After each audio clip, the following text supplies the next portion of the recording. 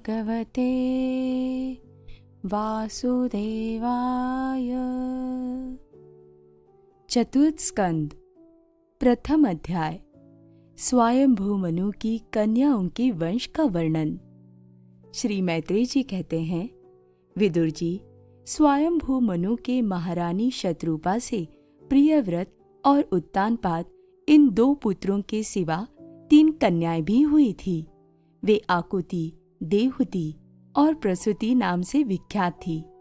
आकुति का यद्यपि उसके भाई थे, तो भी महारानी शत्रुपा की अनुमति से उन्होंने रुचि प्रजापति के साथ पुत्री का धर्म के अनुसार विवाह किया।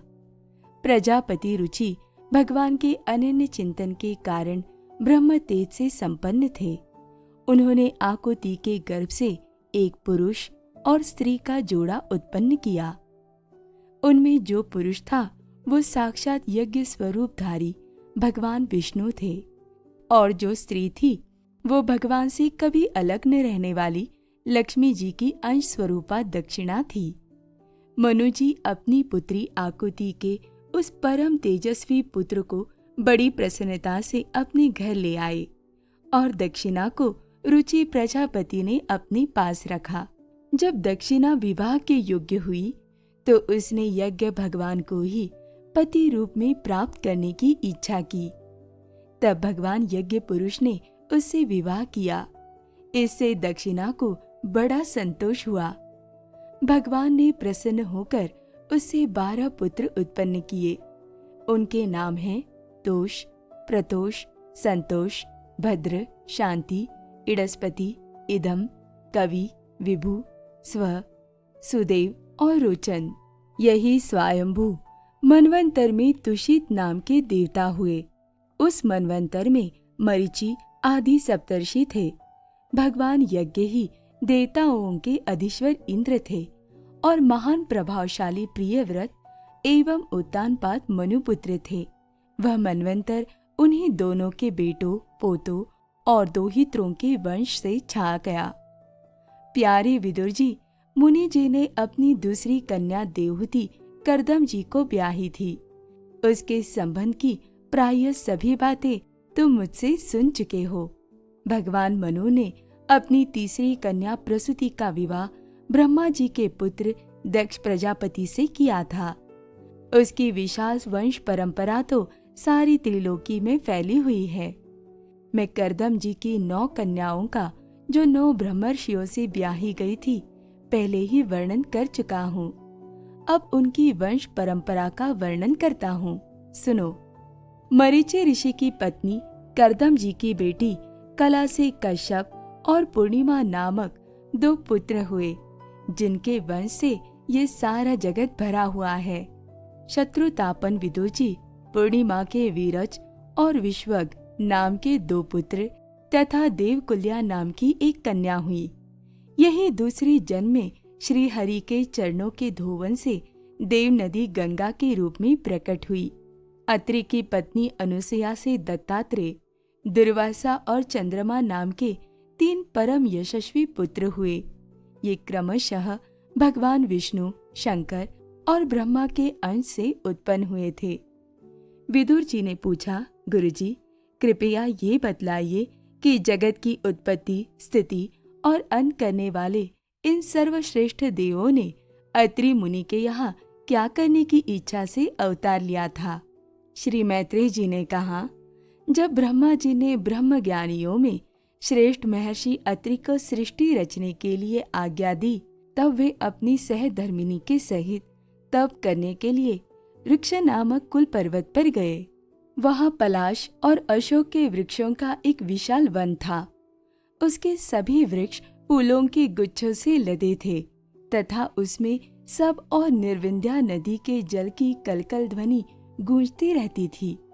उस वन में वे मुनि श्रेष्ठ प्राणायाम के द्वारा चित्त को वश में करके 100 वर्ष तक केवल वायु पीकर सर्दी गर्मी आदि द्वंद्वों की कुछ भी परवाह न कर एक ही पैर से खड़े रहे। उस समय वे मन ही मन यही प्रार्थना करते थे कि जो कोई संपूर्ण जगत के ईश्वर है, मैं उनकी शरण में हूँ, वे मुझे अपने ही समान संतान प्रदान करे।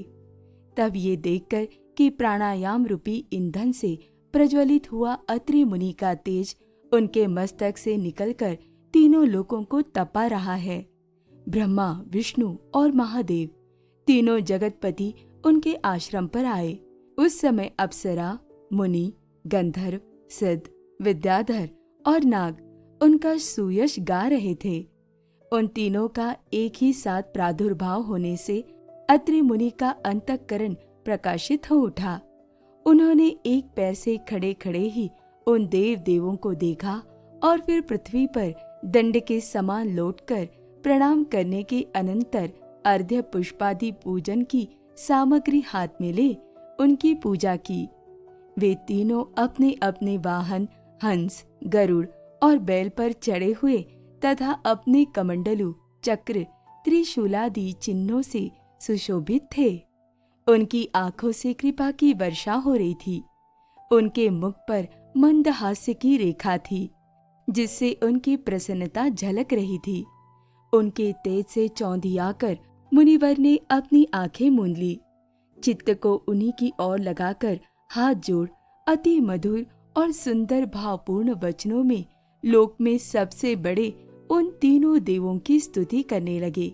अत्रि मुनि ने कहा, भगवान, प्रत्येक कल्प के आरंभ में जगत की उत्पत्ति, स्थिति और लय के लिए जो माया के सत्वादि तीनों गुणों का विभाग करके भिन्न भिन्न शरीर धारण करते हैं, वे ब्रह्मा, विष्णु और महादेव आप ही हैं। मैं आपको प्रणाम करता हूँ। कहिए, मैंने जिनको बुलाया था आप में से वे कौन महानुभाव है? क्योंकि मैंने तो संतान प्राप्ति की इच्छा से केवल एक सुरेश्वर भगवान का ही चिंतन किया था। फिर आप तीनों ने यहाँ पधारने की कृपा कैसे की? आप लोगों तक तो देहधारियों के मन की भी गति नहीं है, इसलिए मुझे बड़ा आश्चर्य हो रहा है। आप लोग कृपा करके मुझे इसका रहस्य बतलाइए।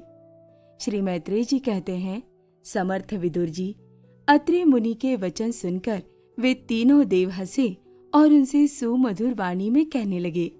देवताओं ने कहा, ब्राह्मण, तुम सत्य संकल्प हो, अतः तुमने जैसा संकल्प किया था वही होना चाहिए।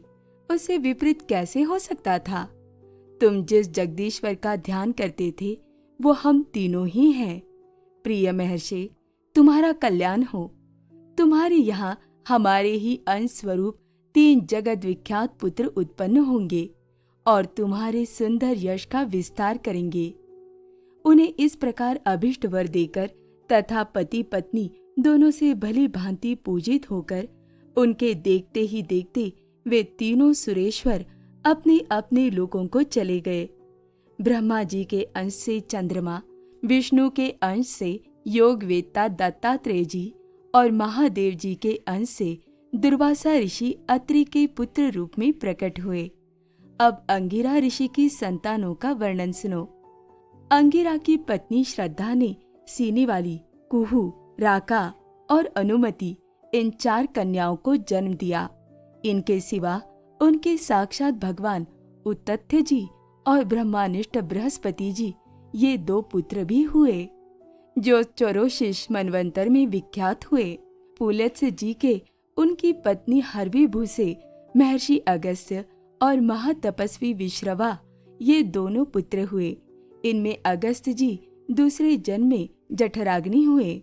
विश्रवा मुनि के इड़विड़ा के गर्भ से यक्षराज कुबेर का जन्म हुआ और उनकी दूसरी पत्नी केशिनी से रावण, कुंभकर्ण एवं विभीषण उत्पन्न हुए। महामते, महर्षि पुलह की स्त्री परम साध्वी सती से कर्मश्रेष्ठ वरियान और सहिष्णु ये 3 पुत्र उत्पन्न हुए। इसी प्रकार क्रतु की पत्नी क्रिया ने ब्रह्मतेज से दैदीप्यमान बाल खिल्यादि 60,000 ऋषियों को जन्म दिया। शत्रुतापन विदुर जी, वशिष्ठ जी की पत्नी ऊर्जा अरुंधति से चित्रकेतु आदि 7 विशुद्ध चित्त ब्रह्मर्षियों का जन्म हुआ। उनके नाम चित्रकेतु, सुरुचि, विरजा, मित्र, उल्बन, वसुभृद्यान और द्युमान थे। इनके सिवा उनकी दूसरी पत्नी से शक्ति आदि और भी कई पुत्र हुए। अथर्वा मुनि की पत्नी चित्ती ने दध्यग दधीची नामक एक तपोनिष्ठ पुत्र प्राप्त किया, जिसका दूसरा नाम अश्वशिरा भी था। अब भृगु के वंश का वर्णन सुनो। महाभाग भृगु जी ने अपनी भार्या ख्याति से धाता और विधाता नामक पुत्र तथा श्री नाम की एक भगवत परायणा कन्या उत्पन्न की। मेरु ऋषि ने अपनी आयति और नियति नाम की कन्याएं क्रमशः धाता और विधाता को ब्याही। उनसे उनके मृकंड और प्राण नामक पुत्र हुए। भृगु जी के एक कवि, उनमें से मृकंड के मार्कंडेय और प्राण के मुनीश्वर वेदशिरा का जन्म हुआ। भृगु जी के एक कवि नामक पुत्र भी थे। उनके भगवान उष्णा शुक्राचार्य हुए। विदुर जी, इन सब मुनीश्वरों ने भी संतान उत्पन्न करके सृष्टि का विस्तार किया। इस प्रकार मैंने तुम्हें ये कर्दम जी के 2 हितों की संतान का वर्णन सुनाया। जो पुरुष इसे श्रद्धा पूर्वक सुनता है, उसके पापों को ये तत्काल नष्ट कर देता है। ब्रह्मा जी के पुत्र दक्ष प्रजापति ने मनोनंदिनी प्रसूति से विवाह किया। उससे उन्होंने सुंदर नेत्रों वाली 16 कन्याएं उत्पन्न की। भगवान दक्ष ने उनमें से 13 धर्म को, एक अग्नि को, एक समस्त पितृगण को और एक संसार का संहार करने वाले तथा जन्म मृत्यु से छुड़ाने वाले भगवान शंकर को दी। श्रद्धा, मैत्री, दया, शांति, तुष्टि, पुष्टि, क्रिया, उन्नति, बुद्धि, मेधा, तितिक्षा, री और मूर्ति ये धर्म की पत्नियां हैं। इनमें से श्रद्धा ने शुभ, मैत्री ने प्रसाद, दया ने अभय, शांति ने सुख, तुष्टि ने मोद और पुष्टि ने अहंकार को जन्म दिया।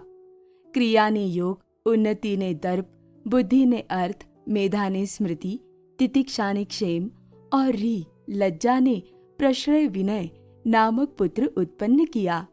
समस्त गुणों की खान मूर्ति देवी ने नर नारायण ऋषियों को जन्म दिया।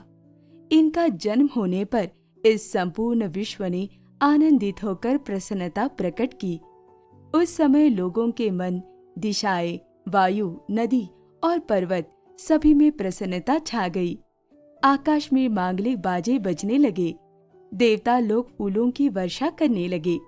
मुनि प्रसन्न होकर स्तुति करने लगे। गंधर्व और किन्नर गाने लगे। अप्सराएं नाचने लगी। इस प्रकार उस समय बड़ा ही आनंद मंगल हुआ तथा ब्रह्मादि समस्त देवता स्तोत्रों द्वारा भगवान की स्तुति करने लगे। देवताओं ने कहा, जिस प्रकार आकाश में तरह तरह के रूपों की कल्पना कर ली जाती है, उसी प्रकार जिन्होंने अपनी माया के द्वारा अपने ही स्वरूप के अंदर इस संसार की रचना की है और अपने उस स्वरूप को प्रकाशित करने के लिए इस समय इस ऋषि विग्रह के साथ धर्म के घर में अपने आप को प्रकट किया है, उन परम पुरुष को हमारा नमस्कार है। जिनके तत्व का शास्त्र के आधार पर हम लोग केवल अनुमान ही करते हैं, प्रत्यक्ष नहीं कर पाते, उन्हीं भगवान ने देवताओं को संसार की मर्यादा में किसी प्रकार की गड़बड़ी न हो इसलिए सत्वगुण से उत्पन्न किया है। अब वे अपने करुणामय नेत्रों से जो समस्त शोभा और सौंदर्य के निवास स्थान निर्मल दिव्य कमल को भी नीचा दिखाने वाले हैं, हमारी ओर निहारे। प्यारे विदुर जी, प्रभु का साक्षात दर्शन पाकर देवताओं ने उनकी इस प्रकार स्तुति और पूजा की। तदनंतर भगवान नर नारायण दोनों गंधमादन पर्वत पर चले गए। भगवान श्री हरि के अंशभूत वे नर नारायण ही इस समय पृथ्वी का भार उतारने के लिए यदुकुल भूषण श्री कृष्ण और उन्हीं के सरीखे श्याम वर्ण कुरुकुल तिलक अर्जुन के रूप में अवतीर्ण हुए हैं। अग्निदेव की पत्नी स्वाहा ने अग्नि के ही अभिमानी पावक, पवमान और शुचि ये 3 पुत्र उत्पन्न किए। ये तीनों ही हवन किए हुए पदार्थों का भक्षण करने वाले हैं। इन्हीं तीनों से 45 प्रकार के अग्नि और उत्पन्न हुए। ये ही अपने 3 पिता और एक पितामह को साथ लेकर 49 अग्नि कहलाए। वेदज्ञ ब्राह्मण वैदिक यज्ञ कर्म में जिन 49 अग्नियों के नामों से आग्नेय इष्ट या करते हैं वे ये ही है अग्निश्वात, बहर्षद, सोमप और आज्यप। ये पितर है।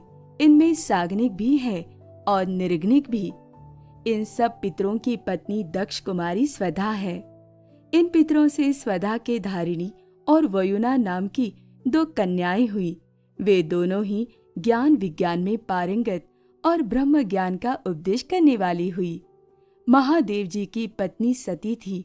वे सब प्रकार से अपनी पति देव की सेवा में संलग्न रहने वाली थी, किंतु उनके अपने गुण और शील के अनुरूप कोई पुत्र नहीं हुआ, क्योंकि सती के पिता दक्ष ने बिना ही किसी अपराध के भगवान शिव जी के प्रतिकूल आचरण किया था।